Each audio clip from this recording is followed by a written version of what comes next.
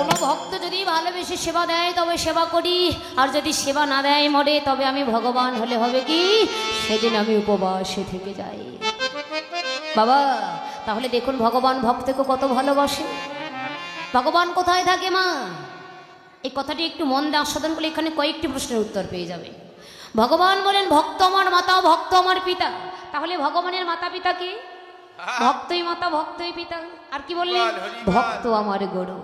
তাহলে ভগবানের মাতা পিতা হলো কে? ভক্তই মাতা, ভক্তই পিতা। তাহলে ভগবানের গুরু কে? যে ভক্তই আমার গুরু। আর কি বললেন? ভক্তই আমার নাম রেখেছে বাঞ্ছা কল্পতরু। আমরা বলি না গৌড় হে প্রভু হে, যদি তুমি ভক্তির অধীন ভগবান হয়ে থাকো, যদি তুমি ভক্ত বাঞ্ছা কল্পতরু হয়ে থাকো, তুমি তোমার ভক্তের মনোবাঞ্ছা পূরণ করে যাও। এই যে ভক্ত বাঞ্ছা কল্পতরু, ভগবানের কাজ কি? ভক্তের মনোবাঞ্ছা পূরণ করাই হলো আমার ভগবানের কাজ। তাহলে ভগবানের মাতা পিতা হলো ভক্ত, গুরুদেব হলো ভক্ত, আর ভক্তই নাম রেখেছেন ভক্ত বাঞ্ছা কল্পতরু। আর কি বললেন? আমি ভক্তের হাতে বাঁধা থাকি। তাহলে ভগবান কোথায় থাকে? বৈকুণ্ঠে নয়। কি ভগবান কোথায় থাকে? গোলকে নয়, বৃন্দাবনে নয়। ভগবান কোথায় থাকে? কোথায় থাকে মা? নাহং তিষ্ঠামি বৈকুণ্ঠে যোগিনাং হৃদয় নচ মদ ভক্ত যদ্র গায়ন্তি তদ্র তিষ্ঠামি। হে নারদ, আমি অনলে নয়, অনিলে নয়, আকাশে নয়, বাতাসে নয়, জলে নয়, স্থলে নয়, বৃক্ষ তরুলতায় নয়, এমনকি যোগী মনি ঋষিদের হৃদয়েও নয়। কোথায় থাকি? ভক্তের হৃদয়ে কৃষ্ণের সতত বিশ্রাম। মদ ভক্ত অর্থাৎ যেখানে আমার ভক্তগণ সদা সর্বদা আমার নামগুণ কীর্তন করেন, আমি সেখানে। এবং সেই ভক্তের হৃদয়ে আমি একা না, আমার প্রেমময়ী শ্রীমতী রাধারানীকে নিয়ে আমি বিরাজ করে তাই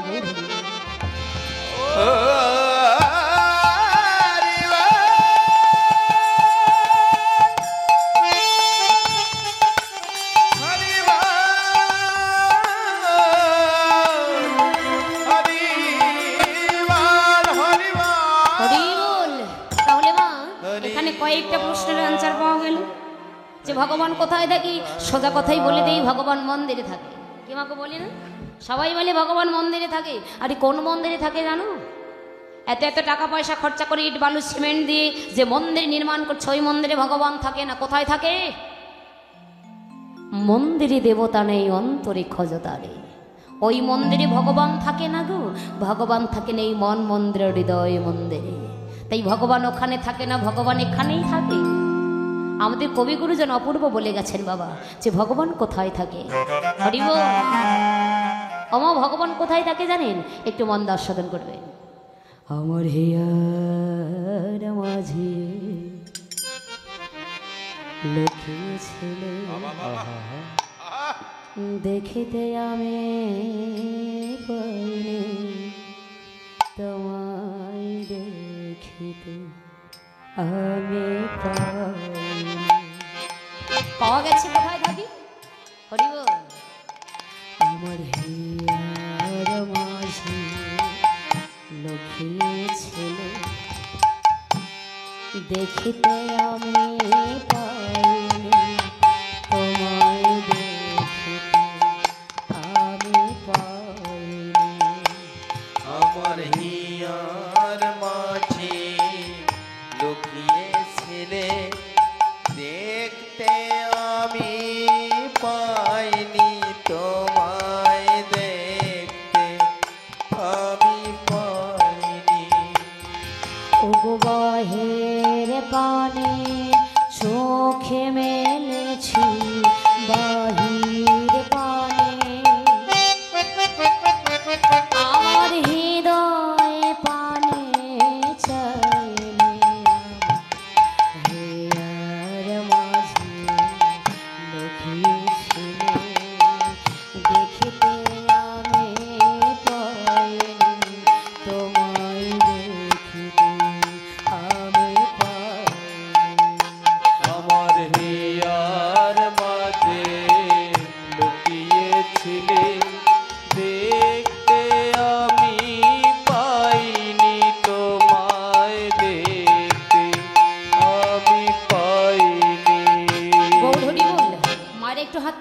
করে ভগবানকে দেখেছেন?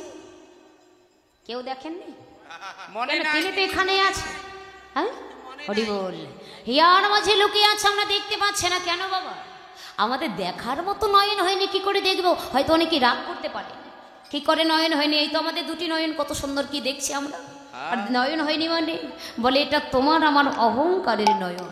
এই অহংকারের নয়ন দিয়ে কোনোদিন দর্শন হবে না। এই যে জ্ঞানের নয়ন, দিব্য নয়ন যতদিন প্রস্ফুটিত হয়নি ততদিন তুমি তাকে দর্শন করতে পারবে না। জগৎ সংসারে যাদের দেখার মতো নয়ন আছে বাবা, তারাই তো দেখতে পাচ্ছে। আমাদের দেখার মতো নয়ন হয়নি, আমরা কি করে দেখবো? আমরা তো অনুভূতিই করতে পারি না যে তিনি এখানে আছেন। এই অনুভূতিটা আমাদের মাঝে আছে। এই অনুভূতি যদি থাকতো তাহলে এই দেহটাকে নিয়ে আমরা অহংকার করতাম না, কি বাবা, তাই না? তাহলে তিনি কোথায়? তিনি অন্য কোথাও নেই, তিনি এখানে আছেন। তাই বললেন আমার সকল ভালোবাসায় সকল আঘাত সকল আশায়, আমার সকল ভালোবাসায় সকল আঘাত সকল আশায় তুমি ছিলে আমার কাছে, তুমি ছিলে আমি তোমার কাছে যাইনি, আমার মাঝে লক্ষ্মী ছেলে দেখতে আমি পাইনি, তোমায় দেখিতে আমি পাইনি। আমার হিয়ার মাঝে হরি বল, হরি বল। দেখতে আমি পাইনি, তোমায় দেখতে আমি পাইনি। হরি বল। ভাবছো বসে চলবে কি সে তুমি ভাববার কে? যার ভাবনা সেই ভাবছে, তুমি ভাবো তাকে। বাবা, আমরা বসে বসে যে মিছে মায়ের ভাবনা ভাবছি, এই ভাবনা ভাববার আপনি আমি কেউ না। যার ভাবনা সেই ভাবছে, যদি তাকে আমরা ভাবতে পারি। তাই তোমার যত ভালোবাসা আছে, যত ঘাত প্রতিঘাত, যত দুঃখ বেদনা আছে, যত ভালোবাসা আছে, যত আশা আছে, তুমি তার চরণে নিবেদন করে দিয়ে যদি তাকে তুমি ভাবার মতো ভাবতে পারো, ভালোবাসার মতো যদি ভালোবাসতে পারো, তবে কেন তার করুণা হবে না? কেন কৃপা হবে না? বাবা, একবার অনুভূতি করলাম না যে আমি কে? জীবের স্বরূপটাকে একটু কোনোদিন অনুভূতি করেছিলাম আমরা যে আমি কে, কি আমার পরিচয়? আমরা এতদিন ছিলাম কোথায়, এসেছি কোথায়, আবার দুদিন পর যাব বা কোথায়? এই যে মায়ের এটা প্রশ্ন হতে পারে না? আচ্ছা, নিজেরা নিজেকে প্রশ্ন করুন তো, আমি কে, কি আমার পরিচয়? আমরা এতদিন কোথায় ছিলাম, আর এসেছি বা কোথায়, আবার দুদিন পর যাবই বা কোথায়? কিটা প্রশ্ন হয় না বাবা? কি আমি, যে আমি কে, কি আমার পরিচয়? আমি কি, আমার পরিচয়টাকে আমি হয়তো বলতে পারি বাবা আমি কীর্তনীয় কুমারী সীমা রায়, কুড়িগ্রাম অলিপুর হতে আপনাদের মাঝে এসেছি, এটা হয়তো বলতে পারি, আমি এটা পরিচয় দিতে পারি। কিন্তু সত্যি কিন্তু এটা আমার পরিচয় নয়। আপনারা অনেকেই বলতে পারেন মানে আমি একজন টিচার, আমি একজন ডক্টর, আমি একজন ব্যারিস্টার, একজন ম্যাজিস্ট্রেট, ধনীমানি জ্ঞানী উচ্চশিক্ষিত, এটা হয়তো আপনারা আমরা অনেকেই বলতে পারি। কিন্তু সত্যি বাবা এটা কিন্তু আমাদের পরিচয় নয়। আমাদের পরিচয়টা কি? ভগবান প্রত্যেকের একটাই পরিচয় দিয়েছেন। কি পরিচয় দিলেন? জীব নিত্য কৃষ্ণ দাস, কৃষ্ণ তাহলে গেল এই মায়া পিচাসে গলেতে বাঁধিল।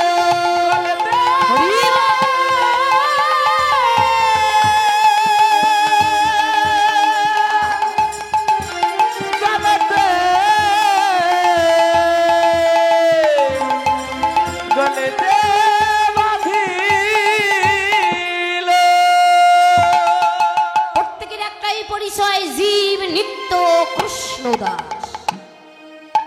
কি বাবা, ভগবান প্রত্যেকের একটাই পরিচয় দিলেন, আমরা সকলেই কৃষ্ণচরণের দাস। কিন্তু কৃষ্ণচরণের দাস না হয়ে সবাই আমরা মায়ার দাসত্ব করছি। কি বাবা, তাই না? সবাই দেখবেন মায়ার দাস হয়ে বসে আছে। তাহলে পরিচয়টা পেলাম আমরা কোথা থেকে এসেছি? মায়েরা বলেন তো কোথা থেকে এসেছি? বলে শ্বশুর বাড়ি থেকে এখানে এসেছি, তাই না? না না, বাসার থেকে এসেছি। বলে শ্বশুর বাড়ি থেকে, বাবার বাড়ি থেকে, দাদুর বাড়ি থেকে নয়। কোথা থেকে এসেছি? প্রত্যেকে ইসলাম অপ্রাকৃত জগতে এসেছি, মোরা প্রাকৃত জগতে।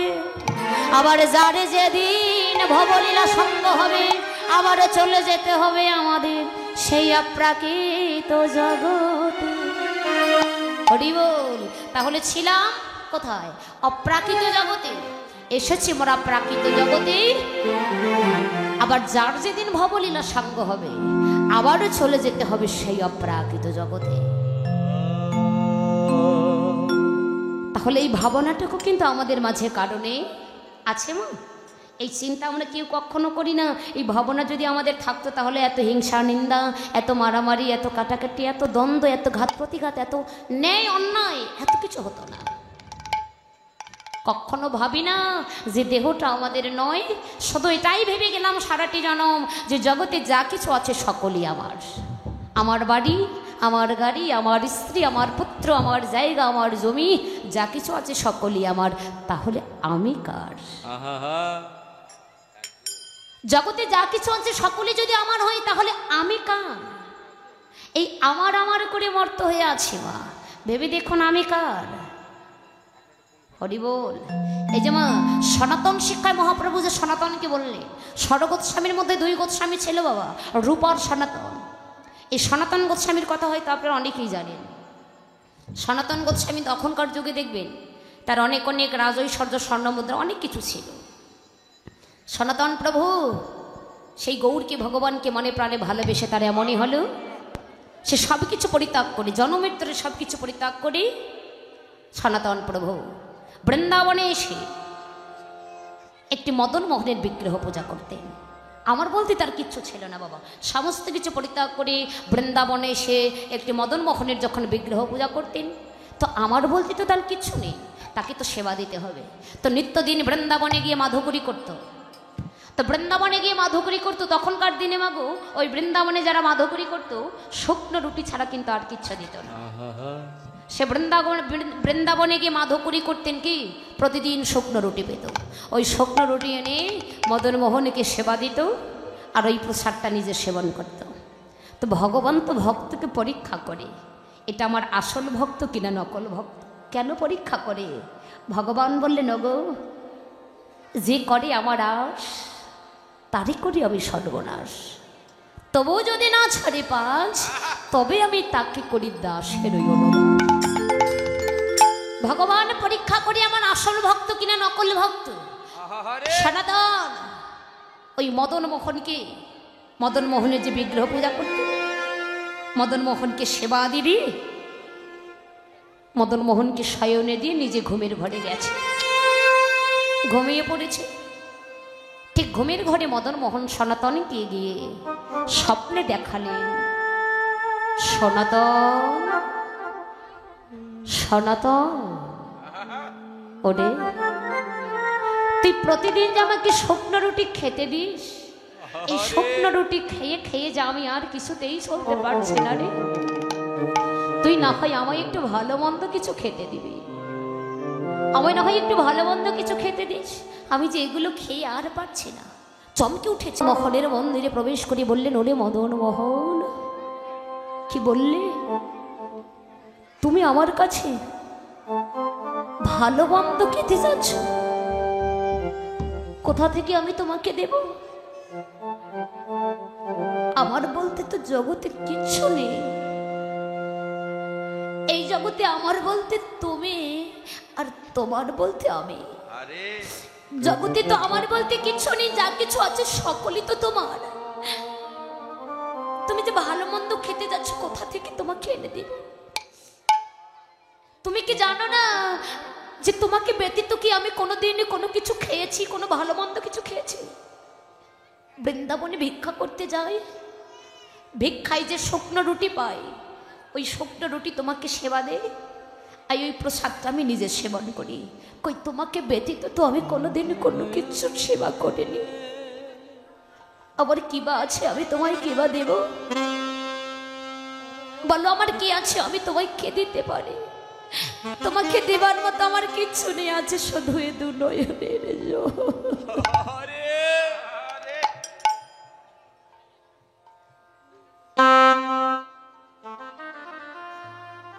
আমার এই দু নয়নের জল ছাড়া তো আর কিচ্ছু নেই। আরে ওগো দয়াময় সনাতন, ওরে আমি তোর কাছে যে অন্য কোনো কিছু খেতে চাইনি।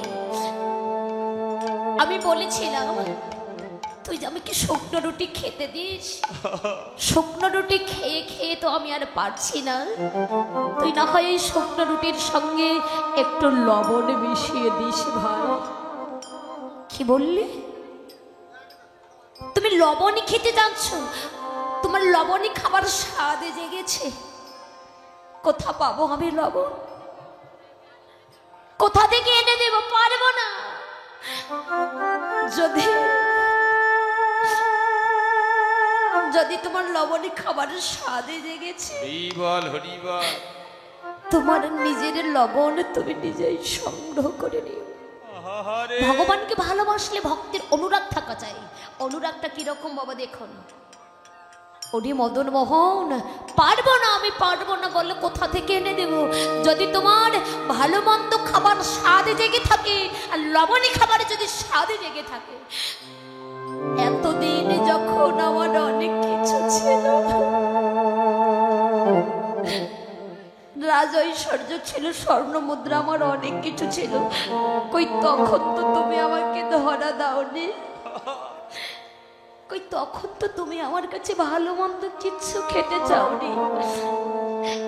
আজ আমি পথের পথেই হয়েছে, আরে আজ আমি ভিখারি হয়েছি, কাঙ্গাল হয়েছে। আমার বলতে জগতে কিচ্ছু নেই বলে তুমি আমার কাছে ভালো মন্দ খেতে চেয়েছো। হরিবল হরিবল পারবো না, আমি কোথা থেকে তোমাকে এনে দেবো রে? তুমি আমায় যা দিয়েছো, আরে আমি তোমায় তাই দিই,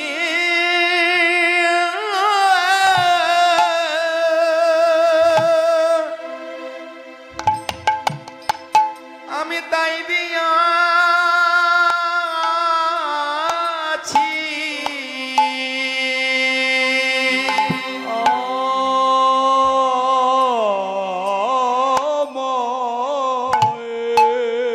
এসে ভাই তুমি আমায় যা দিয়েছ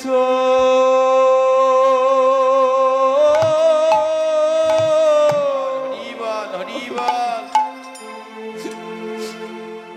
আমি তোমায় তাই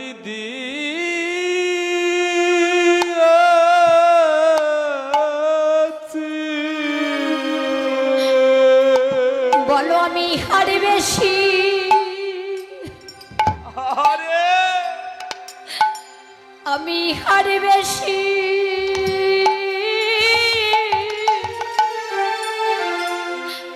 আমি কথা পাবো?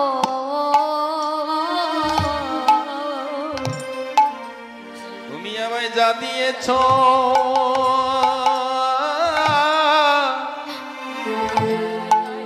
আমি তোমায় তাই দিই,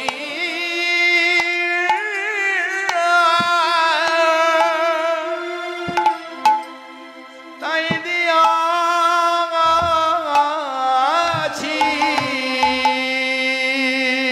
বলিহার বেশি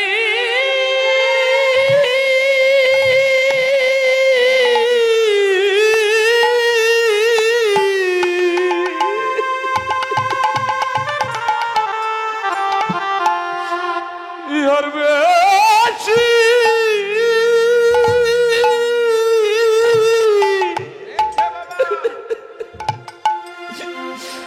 আমি কোথায় পাবো?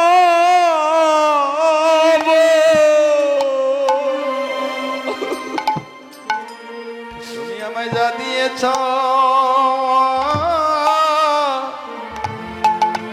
আমি তোমায় তাই দিই,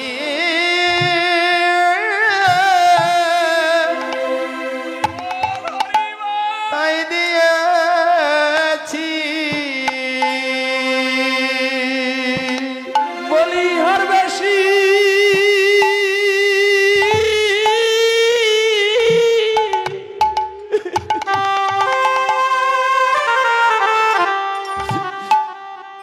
ইহার বেশি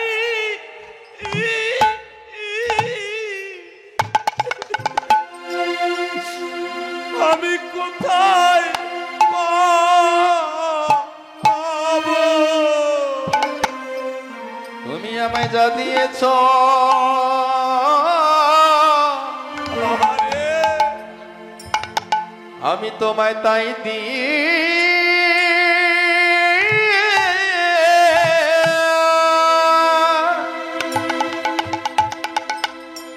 তাই দিয়াছি।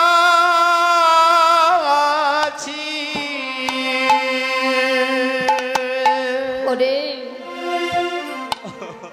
মদন মোহন, আরে বলো আমি ইহার বেশি আর কথা পাবো? তুমি আমায় যা দিয়েছ আমি তো তোমায় তাই দিয়েছি। জগতে যে আমার বলতে কিছু নেই।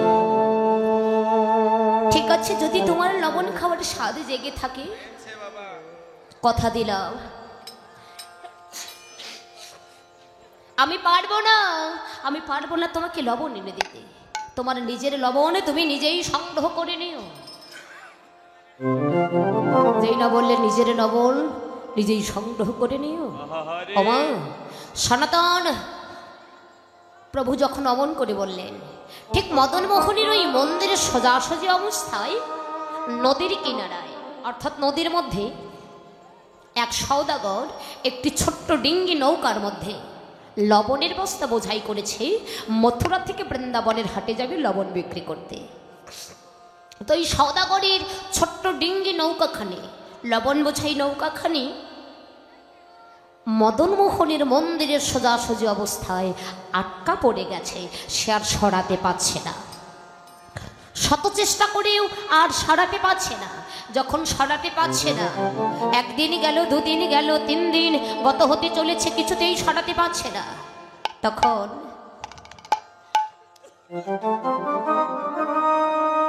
মদন মোহন, হরিবল কৃষ্ণ কৃপা হোক, ভক্তপ্রাণ দাদা ভাই 100 টাকা দান করলেন, আশীর্বাদ করবেন। যে মনোবাঞ্ছা নিয়ে দান করলেন, দান যেন ভগবান চরণে পৌঁছে যায়, ভগবান যেন তার মনোবাঞ্ছা পূর্ণ করে, কৃষ্ণ প্রেমে যেন তার মতে হয়নি, তাই গৌর হরি বল। হরি বল, হরি বল। মন্দির থেকে মদন মোহন ঠিক একটি ছোট্ট বালকের বেশ ধরেছে মা। ছোট্ট একটি বালকের বেশ ধরে ওই নদীর কিনারায় গিয়ে সওদাগরকে ডেকে ডেকে বললেন, এই যে সওদাগর,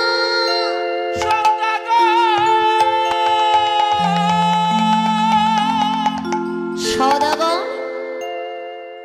আচ্ছা আমি দেখতে পাচ্ছি তুমি 2-3 দিন ধরে এখানে অপেক্ষা করছো। কেন গো, তোমার কি হয়েছে? তুমি কেন এখানে 2-3 দিন ধরে অপেক্ষা করছো? সওদাগর বললেন, জানো বাবা, এই যে দেখো আমি ছোট্ট ডিঙ্গি নৌকার মধ্যে লবণের বস্তা বোঝাই করেছি, মথুরা থেকে বৃন্দাবনের হাটে যাব লবণ বিক্রি করতে। তো আমার লবণ বোঝাই নৌকাখানি শুকনো বালুর চরে আটকা পড়ে গেছে, আমি যা আর সরাতে পারছি। তুমি আমায় একটু উপায় করে দেবে? ছোট্ট বালক বললেন, সওদাগর, এই আমি এখনই শুনে এলাম এখানে একটি মদন মোহনের মন্দির আছে, ওই মন্দিরে নাকি লবণের অভাব পড়েছে। জানো সওদাগর, তুমি 1 বস্তা লবণ যদি ওই মদন মোহনের মন্দিরে গিয়ে দিয়ে আসতে পারো, দেখবে তোমার লবণ বোঝাই নৌকাখানি শুকনো বালুর চড়া থেকে সরে যাবে। হরি বল, হরি বল। যেই না কথা বললেন, সওদাগর বললেন, ও বাবা, কোথায় বাবা সেই মন্দিরটা, তুমি আমায় একটু দেখিয়ে দেবে? সওদাগর, জানো, তুমি এই পথে দিয়ে যাও, গেলেই তুমি দেখতে পাবে, আর ওই মন্দিরে এক পূজারি আছে, তুমি যাও, গেলে সব ঠিকঠাক হয়ে যাবে। বাবা তুমি আমার সঙ্গে একটু যাবে? আরে না না বাবা, আমার যে যাবার সময় নেই, কারণ আমায় যে দেখাশোনা করতে হয় গো, কার ঘরে লবণের অভাব পড়েছে, আমায় দেখাশোনা করতে হয় কার ঘরে চাউলের অভাব পড়েছে, আমায় যে দেখাশোনা করতে হয় কার ঘরে তেলের অভাব পড়েছে, এগুলো আমায় দেখাশোনা করতে হয়। তো আমার যাবার সময় নেই, আমি বললাম তুমি এই পথে দিয়ে যাও, গেলে দেখতে পাবে। ছোট্ট বালকের কথা শুনে সওদাগর একটি লবণের বস্তা মাথায় করে নিয়ে ঠিক ওই পথে চলছেন। যেতে না যেতেই দেখতে পেল ঠিক মদন মোহনের মন্দির। মন্দিরের ভেতরে প্রবেশ করে বললেন, ওগো তোমরা কে কোথাও আছো? ঘর থেকে বেরিয়ে এলেন সনাতন প্রভু। বেরিয়ে এসে বলছে, কে গো তুমি? বলছে, ও বাবা সাধু বাবা, জানো আমায় একটি ছোট্ট বালকে গিয়ে বলে এলো এই মন্দিরে নাকি লবণের অভাব পড়েছে। তো আমিও ছোট্ট ডিঙ্গি নৌকার মধ্যে লবণের বস্তা বোঝাই করেছিলাম, মথুরা থেকে বৃন্দাবনের হাটে যাব লবণ বিক্রি করতে। আমার নৌকাখানি শুকনো বালুর চরে আটকা পড়ে গেছে, আমি সরাতে পারছি না, তাই আমায় একটি ছোট্ট বালকে গিয়ে বলে এলো এই মন্দিরে নাকি লবণের অভাব পড়েছে। যেই না কথা বলছে, সনাতন প্রভু বুঝতে পেরেছে, ও আরে আমি তো বলেছিলাম যদি তোমার লবণে খাবার স্বাদ জেগে থাকে, তোমার নিজের লবণ তুমি নিজেই সংগ্রহ করে নিও। এমছে ভাই সনাতন বুঝতে পেরে সওদাগরের মাথা থেকে লবণের বস্তা নামিয়ে সওদাগরের হাতটা টানতে টানতে বললেন, হাতটা টানতে টানতে মদন মোহনের মন্দিরের ভিতরে প্রবেশ করে বললেন, ওরে সওদাগর দেখো, সওদাগর দেখো, এই কি সেই বালকে নিয়ে তোমায় বলে, দেখো এই কি সেই বালক। সওদাগর দেখতে পেল ঠিক সত্যিই তো আমি দেখেছিলাম ওই বালকটির চরণে কাদা লেগেছিল, ঠিক এখন পর্যন্ত তো তোর চরণে তো কাদাই লেগে আছে। সওদাগর গড়াগড়ি দিয়ে বললেন, ওরে মদন মোহন, তোমার এত করুণা, এত কৃপা প্রভু, আজ তুমি আমায় এমনই করে দেখা দিলে, এটা আমি ভাবতেও পারিনি। আমি যে তোমার করুণা তোমার কৃপা বোঝাতে পারিনি। অঝট ধারায় ভেসে গিয়ে কাছের গড়াগড়ি দিয়ে কাছে ওমা, আর এদিকে ওই নদীর থেকে সংবাদ আসছে, সওদাগর আমাদের নৌকাখানি ভেসে গেছে, সওদাগর আমাদের নৌকাখানি ভেসে গেছে। সওদাগর গড়াগড়ি দিয়ে কাছে আর বলছে, রে শুধু ওই নদীতে আমার ওই লবণ বোঝাই নৌকা ভাসেনি, আমার ওই কাঠের নৌকা শুধু ভাসেনি, জানো জানো যেন আজ আমার এই দেহ নৌকা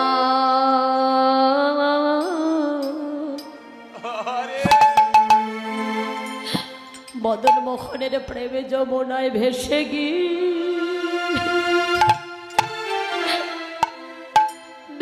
গিয়েছে।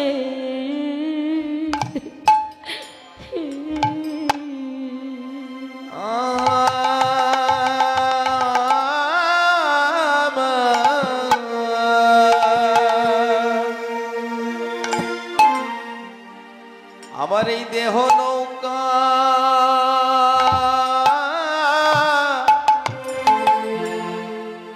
মদন মোহনের প্রেম যমুনায় ভেসে গিয়াছে।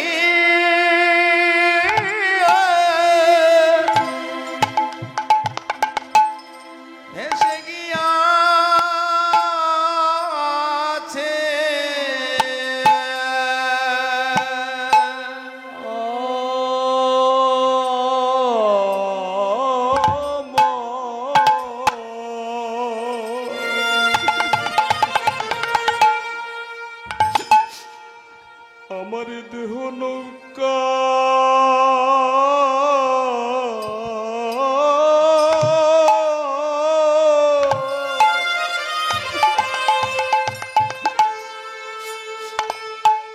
মদন মোহনের প্রেম যমুনায় ভেসে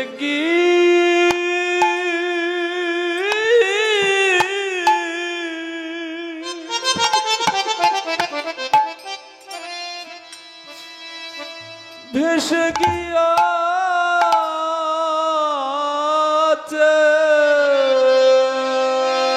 ও শুধু কাঠের নৌকা না,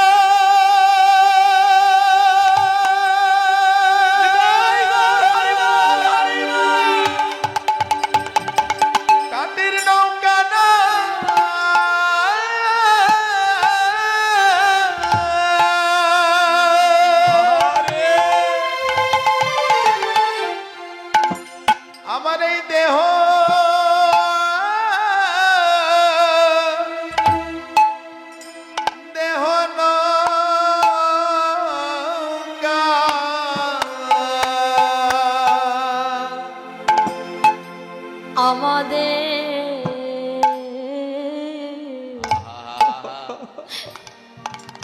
আমাদের জন্য এই দেখো নৌকা। আরে আ, আ।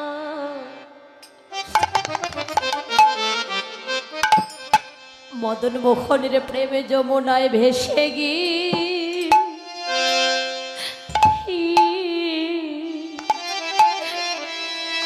ওটি ভেসে গিয়েছে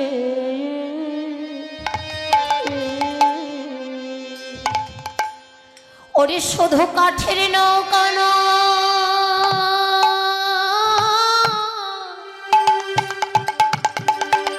শুধু কাঠের নৌকা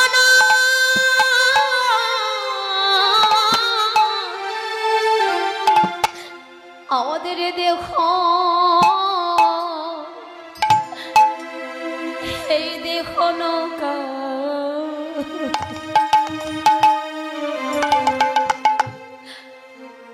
আমাদের দেখো নৌকা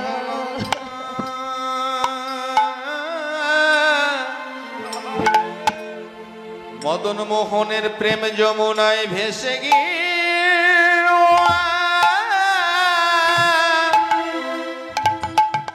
ওরে ভেসে গিয়াছে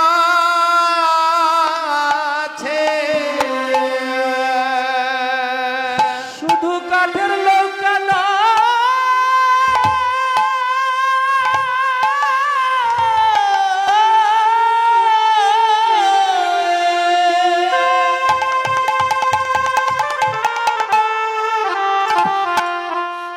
কাঠের নৌকা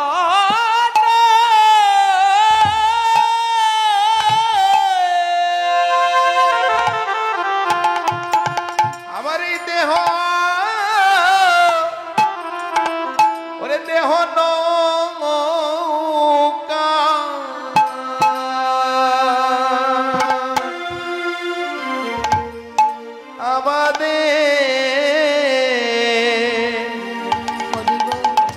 আমাদের এই দেহ নৌকা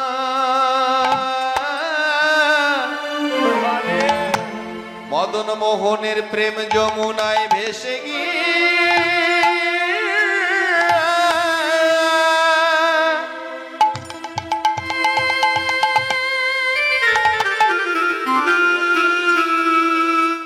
ওরে ভেসে গিয়াছে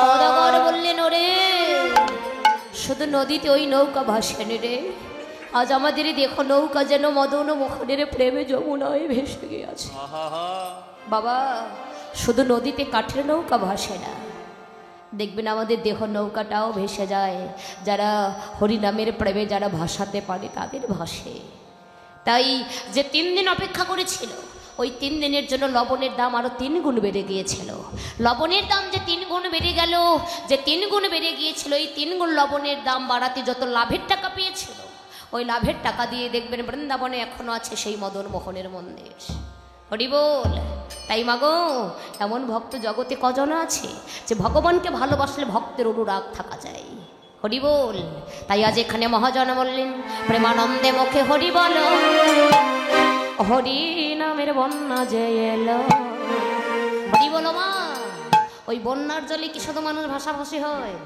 হয় না যেমন এখন আমরা সবাই হরিনামের বন্যায় ভেসে গিয়েছিলাম তাই দেখে মহাজন কলম দিলে প্রেমানন্দে মুখে হরি বল হরি নামের বন্যা যে এলো প্রেমানন্দে মুখে হরি বলো হরি হরি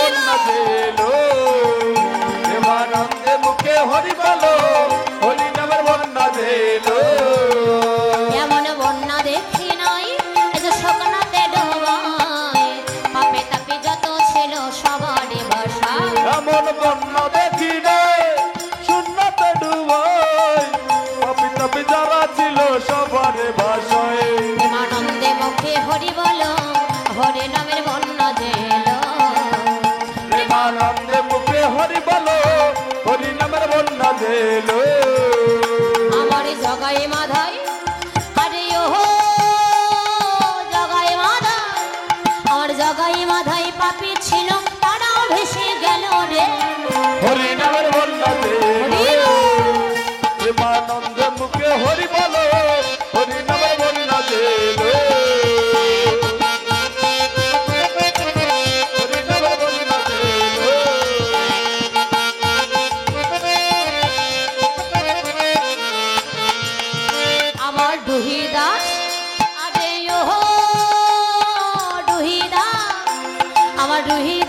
মুচির ছেলে সেও কৃপা পেল রে হরি নামের বন্যা এলো হরি বল।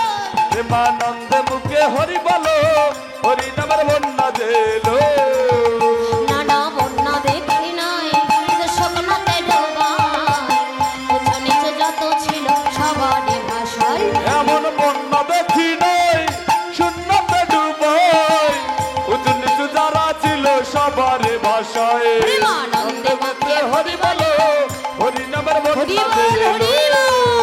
প্রেমানন্দে মেতে হরি বলো হরি নামের বন্যা এলো প্রেমানন্দে মেতে হরি বলো হরি নামের বন্যা এলো প্রেমানন্দে মেতে হরি বলো হরি নামের বন্যা এলো